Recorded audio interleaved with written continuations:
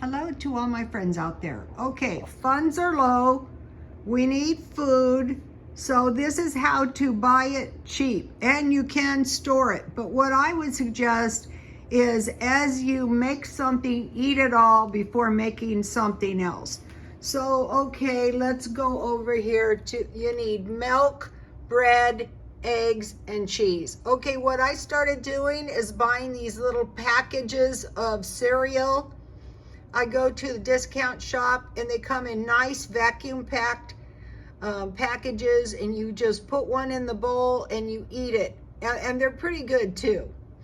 So cereal and milk, and then bread. Okay, this is cornbread from Dollar Tree, and it's like a loaf of bread. But what is good about this is you can make half a package, which is going to give you six muffins, and then you can keep the rest in the refrigerator or the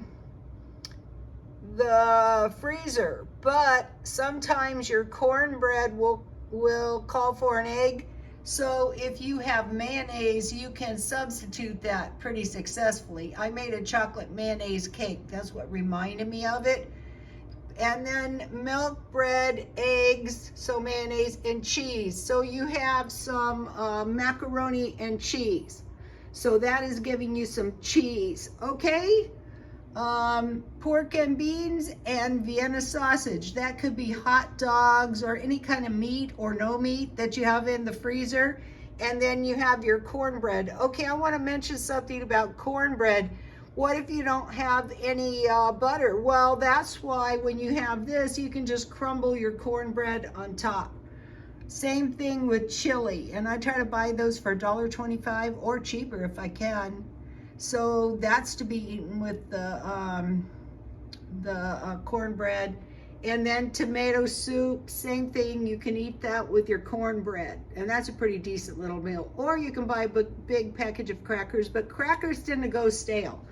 Okay, now don't discount these complete spaghetti mixes. So, okay, you make your beans and your pork and beans and your Vienna sausage, and you don't make something else until that's gone. You make chili, you know what I'm saying? Okay, this makes a lot. So going back to making the big batches of food, and you make a nice batch of spaghetti, and you don't have to have meat, but I have discovered you can use this just like ground beef, and it's cheaper than beef. And what you do is you just fry it in a little bit of oil, and then you could add it to your chili or your spaghetti if you wanted.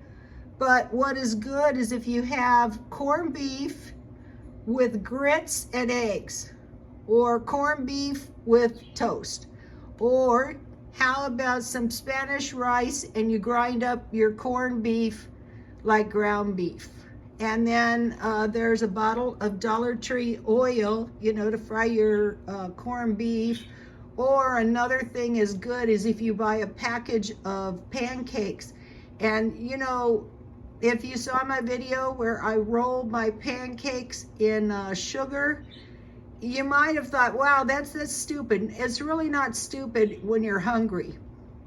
So, okay, so now these small cans of ham, if you fry a little bit, if you want to, and you have a biscuit, you can make yourself a nice little sandwich. If you have eggs, that's even better.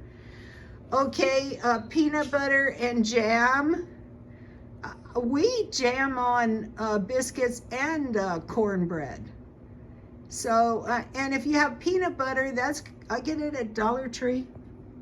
Now, if you still have some money left, I would go for these vegetables. Okay, this is a whole bunch of vegetables. You can make a little stew. Corn is good with any of these meals. Mixed vegetables gives you all the vegetables, but what this is good for is if you make a stir fry. You fry your ham in a little oil. If you have an egg, you fry that, you refry the rice, and you add vegetables with soy sauce if you have it. And then corn is a pretty much totally loved vegetable too that goes with everything. And so now for some drinks for the week. So now for fruit, the first one I would go to is raisins, but if you need citrus, you know, so you're going to be more satisfied with these citrusy fruits. Just this stockpile of the fruits and vegetables is a good place to start. So take heart. I'll be doing these about once a week, and God bless you all.